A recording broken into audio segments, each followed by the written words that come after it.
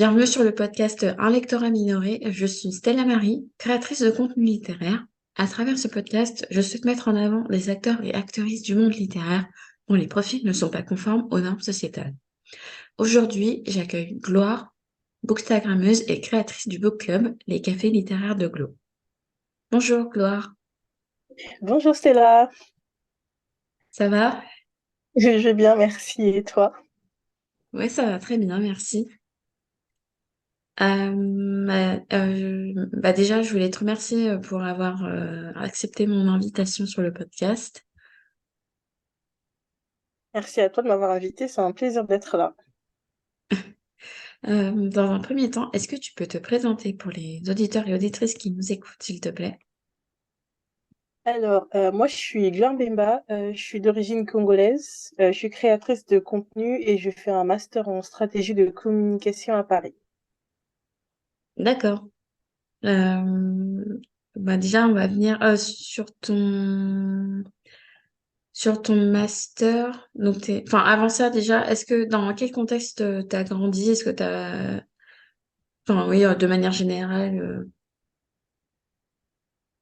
Moi j'ai grandi au Congo-Brazzaville, en Afrique centrale, jusqu'à mes 18 ans, puis je suis allée au Sénégal pendant 3 ans avant de venir à Paris. D'accord. Ouais, donc, t'es arrivé à Paris à 21 ans. Est-ce que tu étais déjà venu à Paris avant ou c'était vraiment ta toute première fois? Non, c'était vraiment ma toute première fois. Ok. Euh, Et du coup, tu es venu à Paris pour faire tes études, c'est ça? Oui, c'est ça, oui. Pour continuer. Donc, t'as passé ta licence au Sénégal et tu as fait ton master ici. J'ai fait une première année de licence au Sénégal Hmm. et je suis venue commencer à Paris un bachelor en communication et là, je termine mon bachelor avec un master. D'accord. Et est-ce que tu peux un peu spécifier ton master, du coup? Du coup, En quoi moi, il consiste? je fais un master en stratégie de communication. Donc, c'est vraiment quelque chose d'assez large dans la communication. Sauf que je me spécialise dans tout ce qui est stratégie et mise en place d'un plan de communication. D'accord. Et donc, ça concerne... est-ce que tu travailles dans un domaine en particulier ou... Ce qui est bien avec la communication, c'est qu'on est un peu des couteaux suisses. On peut travailler n'importe où parce que toutes les structures ont besoin de communication. Mais c'est vrai que j'ai fait un bachelor en communication culturelle, donc qui se spécialise assez dans la culture. Mais en soi, je peux travailler dans n'importe quel secteur. D'accord. Et, euh, et toi, enfin, personnellement, ta vocation à rester du coup dans le milieu culturel? Pour le moment, je dirais que oui. Après, je ne sais pas qu'est-ce que l'avenir me réserve, mais pour le moment, oui, j'aimerais rester dans le secteur culturel. Ok. Et du coup, on va venir à ta passion pour le livre, mais est-ce que tu as d'autres centres d'intérêt ou activités voilà, qui t'occupent? J'aime aussi l'art contemporain africain. Donc, dans la grosse des choses, toutes mes passions tournent autour de l'art. Hmm. Du coup, je suis que dans le secteur artistique. Et donc, à côté de la littérature, il y a l'art contemporain africain que j'adore. Et il y a la photographie en noir et blanc. Ok, d'accord. Du coup, on va parler plus spécifiquement de ton activité de créatrice de contenu littéraire. Euh, Déjà, quand est-ce que tu as commencé ton Bookstagram et pourquoi? Alors, j'ai commencé en fin 2020. Le pourquoi, c'est un peu à cause du Covid, déjà. Parce que j'ai commencé quand je pense 1 an après être arrivée au Sénégal. Le Covid l'a beaucoup accéléré parce que j'avais besoin de découvrir de nouveaux auteurs.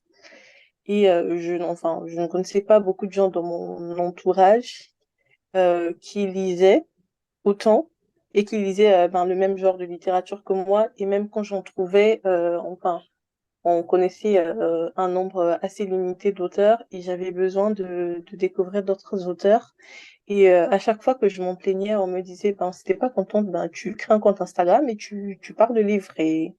Et à l'époque, j'avais pas encore commencé mes études de communication. Du coup, je ne pensais pas forcément qu'on pouvait parler de livres sur Instagram. Pour moi, Instagram, c'était un réseau social, tu postes tes photos et tout le reste. Et je n'envisageais pas forcément de parler de livres sur cette plateforme.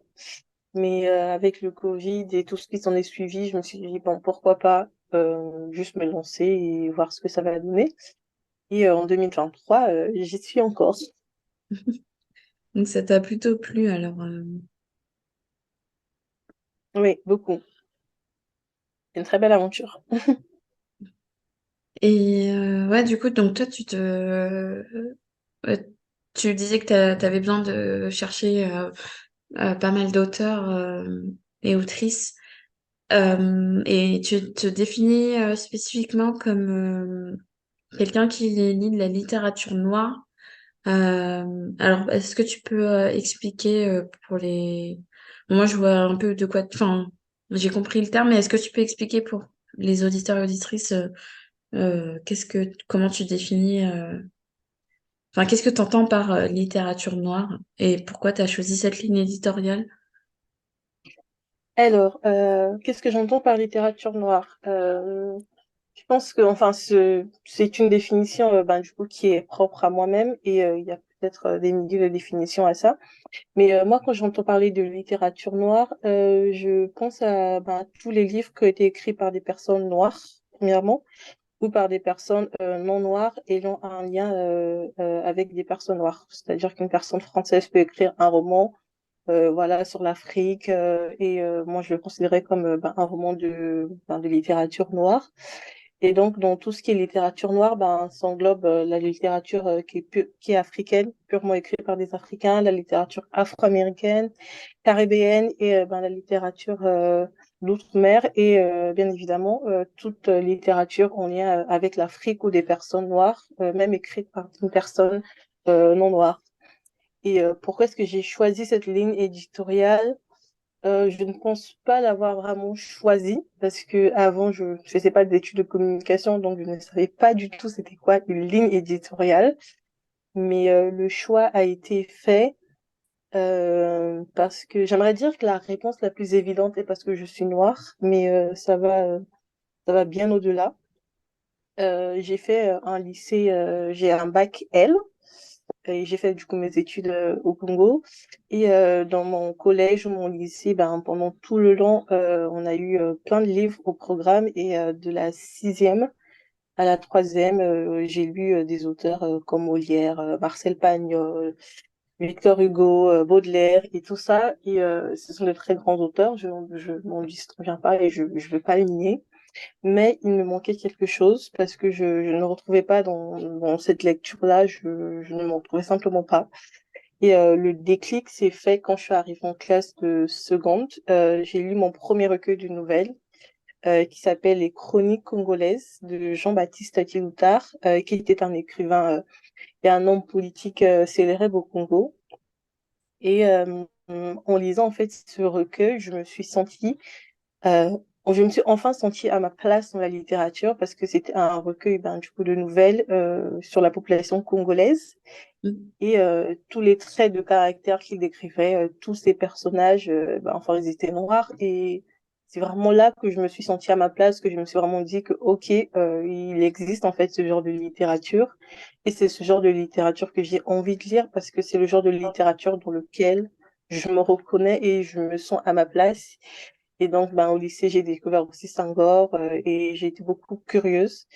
Et en arrivant au Sénégal, je découvre des autrices comme Mariam Abba, Fatou Diom, et je découvre tout un autre style de littérature. Et c'est vraiment là que je me dis que, ok, c'est le genre de littérature que j'ai envie de lire, que je veux découvrir surtout.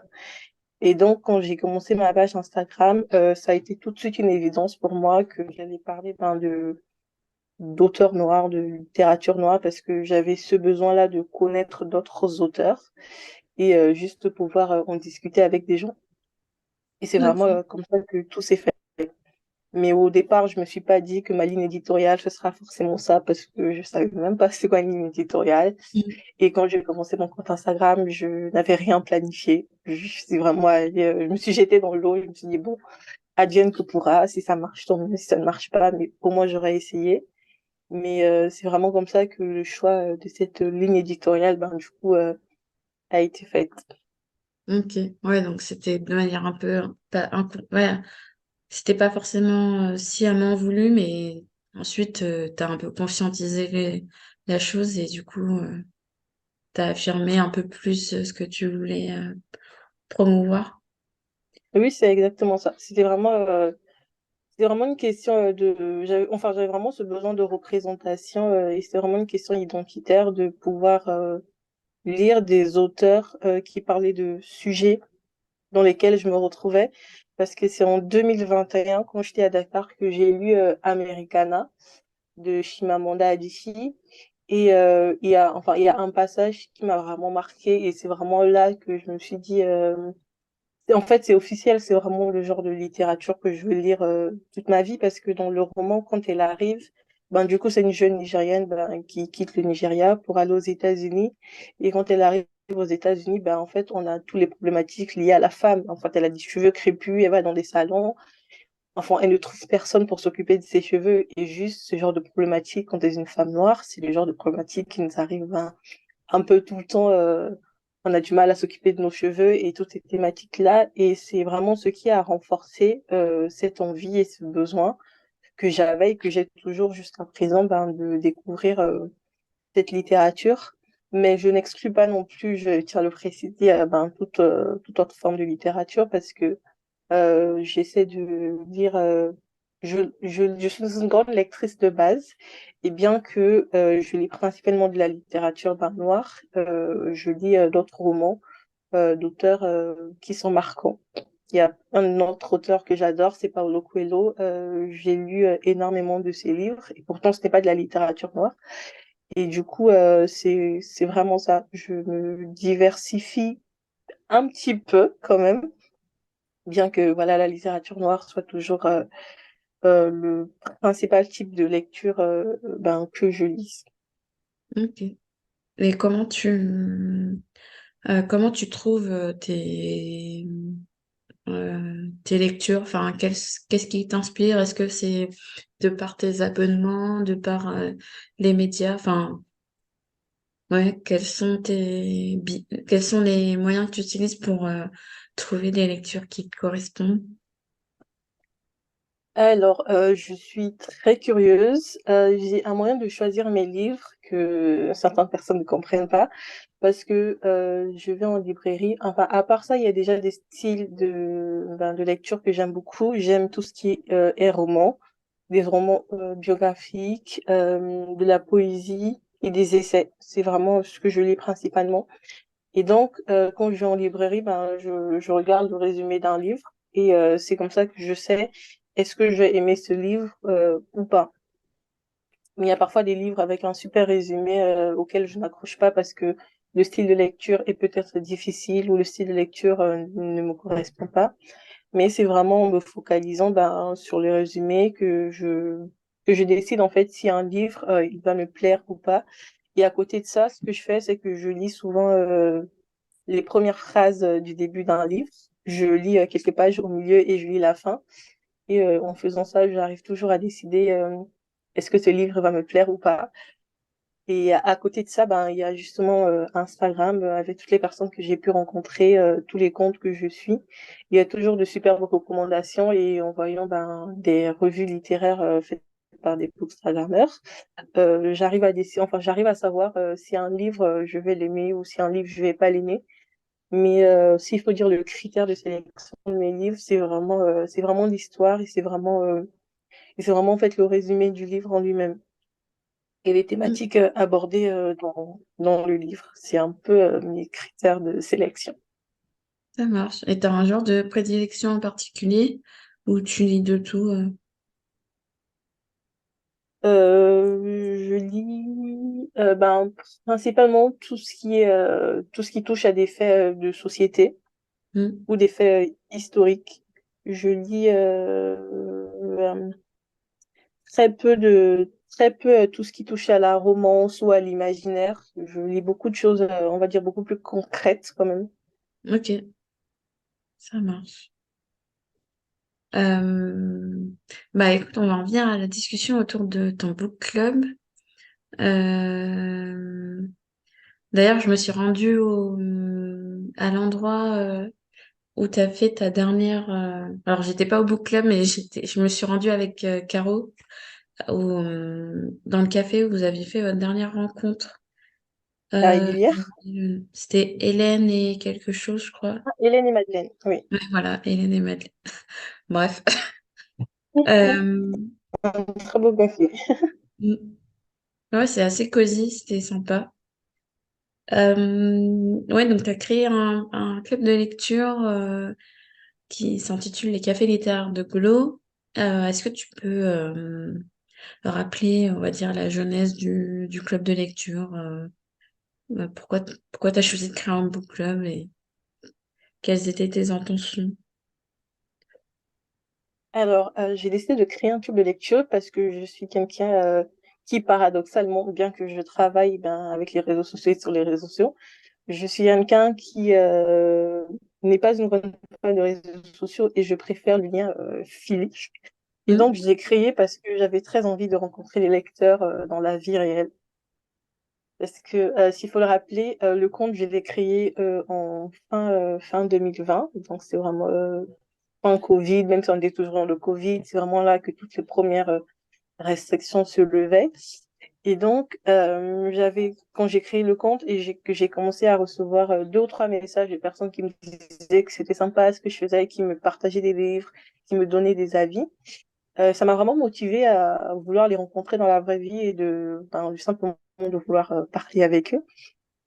Et donc, c'est comme ça que j'ai pensé à organiser quelque chose pour qu'on puisse se rencontrer, sauf que je ne savais pas réellement qu'est-ce que je pouvais organiser, parce que ça n'aurait pas été une conférence, quelque chose comme ça, je ne savais vraiment pas. Et je me rappelle, ma meilleure amie à l'époque m'a dit, vous allez dans un café, vous vous posez et vous discutez, je pense que ça peut être sympa. Et donc, j'ai commencé à chercher, des petits trucs comme ça sur Google, comme rencontre dans un café. Et c'est là que le terme café littéraire est sorti. J'ai découvert que c'était dans les années 1900. C'était des rendez-vous réservés à des personnes instruites de la haute société qui se réunissaient souvent dans des bars, dans des cafés pour pouvoir parler de littérature, de politique et tout ce qui s'ensuit. Et donc, je me suis dit que j'allais simplement reprendre le nom et que j'allais simplement reprendre le nom. Et du coup, j'ai mis les cafés littéraires de Glo. Et à la différence d'un book club classique, je voulais quelque chose d'autre parce que ce que je déteste un peu avec l'idée des book clubs, c'est que tout le monde doit lire le même livre. Hmm. Ce qui est quand même, c'est très intéressant déjà parce que c'est vrai qu'on peut tous lire le même livre, mais on n'aura jamais la même approche du même livre. Et donc ça, c'est déjà un plus. Mais ce qui me freine, moi, dans cette idée, dans ce concept, c'est qu'au final, quand on sort de là, on ne découvre pas plus que ce qu'on sait déjà, parce qu'on sait que, ok, c'est un livre d'Albert Camus, voilà, on l'a tous lu, c'est bon, chacun a donné un peu son point de vue. Et Hmm. j'ai envie de dire que ça s'arrête là. Et donc moi, je voulais sortir de mes cafés littéraires en ayant découvert d'autres auteurs, en ayant découvert d'autres univers qui n'étaient pas forcément le mien. Et du coup, c'est là que je me suis dit, OK, au lieu de demander en fait aux gens de venir avec le même livre, de faire une lecture commune et tout ce qui s'ensuit, je me suis dit que j'allais laisser les gens en fait la liberté de choisir les livres qu'ils veulent présenter. Et donc, c'est vraiment comme ça que c'est parti. Demander aux gens d'amener un livre de leur choix, un livre qu'ils ont aimé ou un livre qu'ils ont détesté. Et donc, il faut nous présenter. Et c'est vraiment des présentations simples. Dire, voilà, j'ai lu tel livre, j'ai aimé ceci, j'ai détesté cela. Et en fait, quand on sort de là, en fait, on en sort grandi parce que si on est 10, on sort avec 10 livres différents. Donc, ça fait Hmm. 10 noms d'auteurs différents. Et donc, c'est 10 découvertes, en fait, différentes, ce qu'on n'a pas, en fait, dans un book club classique. C'est vraiment ce que je voulais changer. Je voulais vraiment qu'on sorte de mes cafés littéraires avec quelque chose en plus, en fait. Et je pense Ouais, que j'ai plutôt bien réussi ce pari parce que je sais que j'ai acheté récemment 2 livres de mon dernier club littéraire, alors que c'est des auteurs voilà que je ne connaissais pas du tout. Et je suis contente ben du coup qu'en sortant des cafés littéraires que ben qu'on puisse me dire que ok j'ai acheté tel roman parce que vous en avez parlé et tout le reste. Et moi ça me fait énormément plaisir. Et c'est vraiment comme ça que j'avais pensé ben les cafés littéraires et je suis contente de voir que ben jusqu'à présent c'est toujours le cas et qu'on en sort vraiment vraiment grandi et qu'on découvre vraiment d'autres auteurs en fait. C'était vraiment ça l'objectif premier, de vraiment découvrir d'autres auteurs et c'est toujours le cas jusqu'à présent. ouais, pouvoir Donc voilà un peu. diversifier. Mm. Et du coup, tu fais tes rencontres autour d'une thématique ou c'est quartier libre à chaque fois? C'est vraiment carte blanche, Mm. vraiment. Les seules conditions que j'impose aux gens, c'est le respect et la tolérance parce que il y a parfois des thématiques un peu plus compliquées qui touchent à la sensibilité de certaines personnes. Et Mm. donc voilà, j'insiste toujours sur le fait qu'il faut être tolérant, laisser les gens s'exprimer. Et c'est vraiment carte blanche. Je n'impose aucune thématique. Je veux vraiment que les gens se sentent libres de venir partager leur univers, d'en apprendre sur l'univers d'une autre personne. Et juste, c'est vraiment un moment d'échange parce que bien qu'on vienne parler de littérature, on ne parle pas sur de littérature parce que des fois on parle de politique, on parle des problèmes liés à la société. On refait un peu le monde à notre façon pendant 3, 4 heures et c'est un peu ça en fait l'idée. Je voulais pas imposer quelque chose à des gens parce que moi-même je suis quelqu'un d'assez libre et je déteste quand on m'impose une thématique ou quoi que ce soit. Du coup, je voulais vraiment laisser cette liberté à tout un chacun de venir avec son univers, de venir avec son livre, avec sa thématique et juste de nous présenter en fait, l'univers qui le passionne et les thématiques qui le passionnent. D'accord. Et tu as une fréquence de rencontre ou c'est quand tu peux, en fonction de tes dispos à toi? Alors, j'essaie de revenir pour l'année 2024 avec quelque chose de beaucoup plus fréquent parce que idéalement, j'aimerais en organiser un chaque mois. Mm. Déjà pour commencer, parce que ça fait déjà plusieurs mois que je n'en ai pas fait et là, j'essaie de structurer tout ça et de mettre en place un bon planning. Parce que les difficultés que je rencontre, c'est qu'avec les cafés, vu que je le fais le samedi, ce n'est pas toujours évident pour des cafés de réserver en fait, voilà, 10 tables, 15 tables pour des personnes, surtout en après-midi, sachant que les cafés à Paris, ils tournent énormément le Ah oui, samedi. c'est ça, ouais. Ouais, Mm. ce qui fait que c'est un peu ça ce qui me bloque l'accès avec ben, du coup certains cafés et je n'ai pas forcément envie de le faire chaque fois au même endroit. J'aime bien cette idée de voilà de tourner, de découvrir un nouveau lieu. Et du coup ben le lieu c'est un peu le principal souci, mais je suis en train de vraiment m'organiser et structurer cela afin de pouvoir en réaliser un chaque mois. C'est vraiment la fréquence que j'aimerais avoir. D'accord. Ouais, bah, c'est vrai que c'est compliqué sur Paris. Mais toi, Oui, c'est que c'est ça. ça se passe qu'à Paris, enfin, intramuros. Je l'ai fait qu'à Paris parce que déjà je ne vis pas à Paris moi-même, sauf Mm. que ben Paris c'est un peu tous ceux qui sont en Île-de-France peuvent facilement joindre Paris. Mm. Du coup c'est plus facile que de le faire ailleurs en fait parce que Ouais. ben Paris c'est un peu le centre quoi. Ouais, c'est ça, tout le monde peut y passer. Mm. Oui, c'est ça. D'accord. Et ouais, tu disais que tu avais envie de rencontrer les gens physiques. Et est-ce que tu as eu tu t'étais déjà rendu dans des book clubs avant ou enfin quelles ont été un peu tes inspirations pour que ce soit des personnes physiques, enfin morales, enfin des entités, qu'est-ce qui t'a donné envie de créer ce book club autre que de rencontrer des lecteurs en vrai? Je sais pas Alors si je sais non, plus. je n'étais pas allée forcément dans un book club, mais j'en ai vu plusieurs et c'était un peu chaque fois les mêmes thématiques, une lecture commune, et puis on se rencontre pour parler de ça. Je n'avais pas du tout envie de ça, de parler Mm, du même auteur et du même livre, comme je l'ai dit précédemment. J'avais l'impression enfin, qu'il n'y avait pas une grande découverte, à part le fait que oui, on a tous le même livre, chacun un point de vue différent. Enfin, on n'en sortait pas réellement grandi, et j'avais vraiment pas envie de ça. C'est vraiment pour ça que j'ai essayé de faire le contraire avec mes cafés littéraires. Et mon inspiration, franchement, j'ai vraiment eu aucune inspiration. J'ai vraiment pas réfléchi. Parce que ce qu'il faut savoir, c'est qu'avec moi, pour certains projets, je ne me pose pas 15 000 questions. Je suis mm. quelqu'un qui fonce, un peu tête baissée, et qui voit par la suite.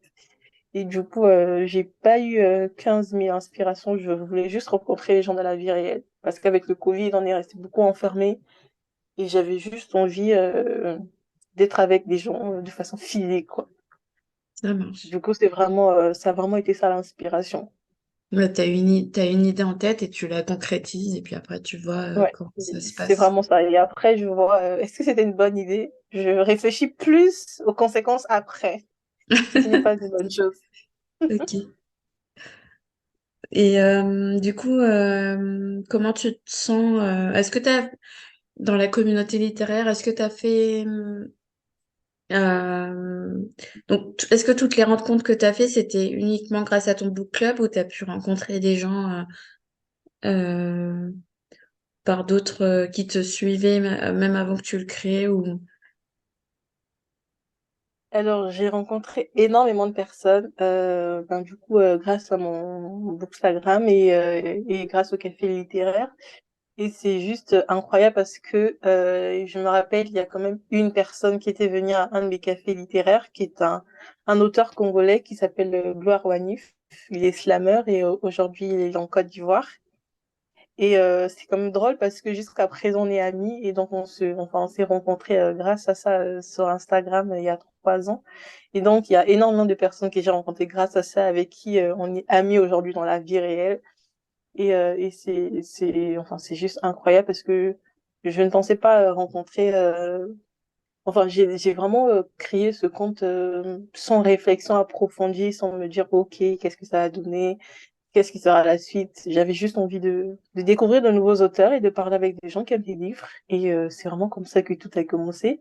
Et donc aujourd'hui, j'ai rencontré pas mal de personnes avec qui ben, on est amis dans la vraie vie et on parle pas juste de livres, on parle de tout, on va voir des expos et c'est vraiment une belle aventure, comme je le disais. C'est tout ce que je pourrais dire sur ça. Parce Mm, que je m'attendais pas du tout à tout ça et ça m'est tombé dessus et c'est vraiment une belle aventure. mm. Et du coup, de quoi tu es plus fière dans ton parcours De quoi je suis le plus fière dans mon parcours, je dirais c'est d'oser. Je Mm, pense que je suis quelqu'un qui ose assez et qui ne me met pas de barrières. Parce que j'ai une devise pas vraiment une devise, mais c'est surtout un conseil que je donne souvent à des amis quand ils me parlent de projets ou autres. Moi, je lui ai dit, tant que ça n'implique pas la vie de quelqu'un, que ça n'implique pas que tu dépenses des millions, ben, tu fonces, en fait. mm, Parce que c'est le genre de choses, tu sais pas ce que ça va donner. Et donc, je pense que vraiment, la chose dont je serais le plus fière, c'est vraiment, d'avoir osé.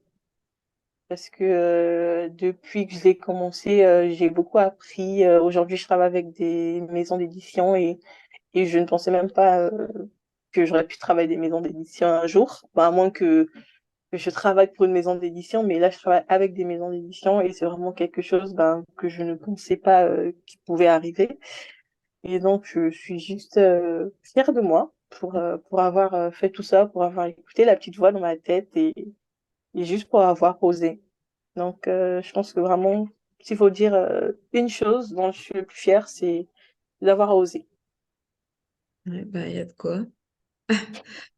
Mais est-ce que tu as d'autres projets en cours dont tu peux parler ou pour l'instant, ton objectif principal, c'est de pérenniser ton book club? Pour l'instant, c'est de pérenniser le book club et surtout de créer une constance avec les cafés littéraires parce que on m'en demande beaucoup. C'est quand le prochain sur Instagram et j'aimerais avoir une date à donner. Oui. Donc, c'est un peu ça les objectifs à court terme parce que je sais qu'à long terme, il y aura d'autres objectifs, mais pour le moment, c'est vraiment pérenniser, vraiment créer une constance avec les cafés littéraires. D'accord. Et bah écoute, on va venir à la fin. Je pense qu'on a fait le tour sur ton activité de créatrice et de comment dire euh, de gérante du club de lecture. Est-ce que tu as des questions enfin, est-ce que tu as des sujets que tu voudrais aborder ou des questions me regardant avant qu'on passe aux recommandations? Alors moi, je me demandais comment t'es venue l'idée de créer des podcasts. Ouais. Alors, déjà, je suis une grande consommatrice de podcasts depuis 2018. C'est un média, je pense que c'est un de mes médias préférés à regarder, à écouter les podcasts, tout ce qui est interview. J'adore écouter la vie des gens en fait. Pas forcément de manière intrusive, mais c'est vraiment plus quand c'est axé sur le travail. Ouais, j'aime bien écouter les gens parler de leur vie de professionnelle Mhm. et même de leur passion de manière plus globale. Et du coup, le podcast, donc spécifiquement littéraire là que j'ai, ça découle ouais de pas mal de questionnements enfin plutôt de pas mal de constats que j'ai fait dans le milieu, on va dire littéraire français. Et bon, donc je pense, comme on en a parlé dans les dizaines d'épisodes que j'ai fait, voilà, il y a un manque de représentation des personnes racisées, que ce soit dans les livres ou au sein des créateurs et créatrices de contenu, que ce soit au sein des éditeurs. Enfin, il y a très très peu de représentation des personnes racisées. Et du coup, je m'étais dit, bah, pourquoi pas créer un média qui mette en avant ces personnes-là qui sont trop peu visibles, qui sont invisibilisées et qui font bah, un travail, enfin, c'est plus qu'un travail à ce stade-là. Enfin, comme toi, t'as ton club de lecture et il y a d'autres personnes aussi qui en ont, ou même rien que la création de contenu en elle-même sur les réseaux, enfin, c'est vraiment du boulot. Et ouais, je voulais mettre en avant des profils qu'on voyait pas, voire très peu. Donc c'est vrai que c'est une ligne éditoriale qui est assez serrée, mais Ouais. c'est voulu parce que voilà, le but c'est pas de comment dire, c'est d'être inclusif, mais au sein de communautés marginalisées. Donc j'ai interviewé aussi des personnes blanches et tout, mais bon, ça reste comment dire, minime. Mhm. Mais ouais, Oui, je voilà, le vois ce que but tu veux dire. Ouais. c'est. Pardon? Je vois ce que tu veux dire, oui. Ouais. Enfin, c'est mettre Et en tu avant des l'as, profils qui sont il a commencé quand invisibilisés. ton podcast? Novembre 2022, là, ça fait un peu plus d'un an là. Super. Mm. Donc, ouais, il y a un épisode par semaine, tous les mercredis. Je sais pas si tu as pu en écouter un du coup avant. Ah oui, j'ai vu des extraits, oui, sur Instagram, mais. Ok, oui, voilà. Est-ce que tu as d'autres sujets à aborder ou Non, c'est bon non? pour moi. Ok. Mais écoute, on va revenir à la fin. Est-ce que tu peux rappeler aux auditeurs et auditrices où est-ce qu'on peut te retrouver, s'il te plaît? Vous pouvez me retrouver sur Instagram, sur le compte Les mots et moi. Non. Et dernière question du podcast que je pose à chaque fois, quel invité verrais-tu sur le podcast? Quel invité je ferai sur le podcast? Je dirais Christelle Bakima. Elle vient de publier son premier essai. Il parle de l'industrie de la mode en France, mais précisément de comment les mannequins noirs sont traités. Et au-delà en fait d'être un essai sur la mode, parce que je ne suis pas une personne attirée par le métier de la mode et par cet univers, mais au-delà de ça, c'est vraiment un essai qu'il faut lire parce que elle traite de véritables problématiques sociétales, comme la représentation des personnes noires, de leurs problèmes de santé Hmm. physique et aussi psychologique, de colorisme, de racisme. Et franchement, c'est vraiment un essai que je recommande à tout le monde. Et aussi parce que ben, enfin, c'est une grande amie, je l'ai rencontrée ben, du coup, grâce à mon compte Instagram. Ce compte m'a vraiment apporté de très belles rencontres et c'est vraiment l'invité que j'aurai sur ce podcast et c'est vraiment un essai que je vous recommande. Le titre de l'essai, c'est Corps noir. Hmm. La couverture est rouge, vraiment, vous pouvez pas la louper. Mais voilà. Ouais. Ouais, j'ai vu passer ce livre ouais, pendant la rentrée littéraire. J'ai pas encore eu l'occasion de l'acheter, mais il ne saurait Il est tarder. incroyable. Vraiment, c'est un livre qu'il faut lire. Ok, bah écoute, merci pour ta recommandation. Euh, Bah écoutez, je vais clôturer l'épisode et puis je vais remercier les auditeurs et auditrices d'avoir écouté cet épisode d'un lectorat minoré. Et je vous dis à tous et à toutes à très bientôt.